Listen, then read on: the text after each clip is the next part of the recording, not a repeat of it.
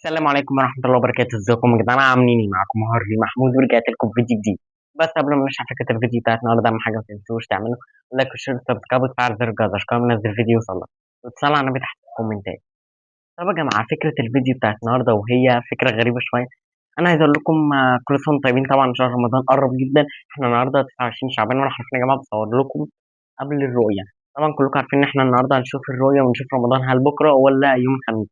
طبعا في ناس كتير جدا بتقول الأربع، في ناس برضه بتقول الخميس. فلسه يا جماعة هنشوف، وأنا مستني متحمس زيكم، وتوقعي أنا قبل ما نشوف إن هو هيبقى بكرة. فهنشوف يا جماعة وهعرف ونفتح الكاميرا تاني ونكمل مع بعض فكرة بقية الفيديو، لأن هقول لكم حاجات جدا سواء رمضان بكرة الأربع أو الخميس. دايما شفت يا جماعة رمضان يوم الخميس. كل سنة وانتم طيبين. زي ما قلت لكم كنت متوقع بكرة، بس هو في السعودية تقريبا وقطر بكرة تقريبا. زي ما انتم شفتوا طبعا. كل سنة وانتم طيبين.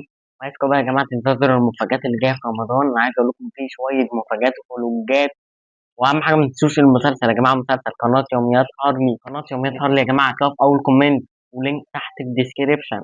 وهتلاقوها يا جماعة اشتركوا فيها. دي اللي هينزل عليها أول حلقة يوم الخميس، أول حلقة من المسلسل يوميات هارلي مع الحكايات. مسلسل جامد جدا يا جماعة وتعبت فيه، ده اللي كان بيخليني ما يعني ساعات بغيب عنكم هنا على القناة الأساسية وعلى القناة الشورتس. برضو ساعات برضو كنت بغيب على القناة الشورتس. بس عايز أقول لكم إن شاء الله بالمفاجآت انتظروا واستنوا فلوج أول يوم رمضان. بنتظر إن شاء الله المفاجآت. فلوج أول يوم رمضان هينزل يوم الخميس مع حلقة مسلسل يوميات هارلي. انتظروا يا جماعة إن شاء الله. وبس كده، أتمنى يكون الفيديو عجبكم. والفيديو فكرته إن إحنا كنا بنشوف مع بعض رمضان إمتى، وأقول لكم على الحاجات والمفاجآت الجديدة دي. وطبعا أهم حاجة تستنوا يا جماعة عشان في فيديو للطفل الأصفر قريب جدا. طبعا شفتوا إن إحنا خلصنا لغاية أكت 3. لسه فاضل يا جماعة أكت 4 هنلعبه إن شاء الله. الفيديو قرب جدا، بس يعني أنا عايز أقول لكم يا جماعة أكت 4 طويل.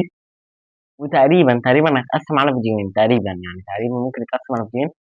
يعني طويل هو ممكن، يعني عايز أقول لكم يا جماعة هو هياخد وقت في المونتاج طويل. يعني ممكن لو الفيديو بتاع الطفل الأصفر اتأخر يبقى بسبب من المونتاج، لأن الفيديو هيتمنتج بشكل تاني خالص وحاجات جديدة.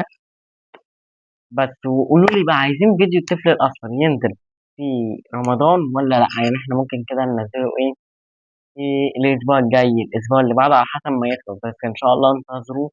حرفيا أكتب فور يا جماعة، إن شاء الله يعجبكم. انتظروا إن شاء الله وإن شاء الله انتظروا بقى يوم الخميس يا جماعة. أهم حاجة ما تنسوش المسلسل وفلوج أول يوم رمضان.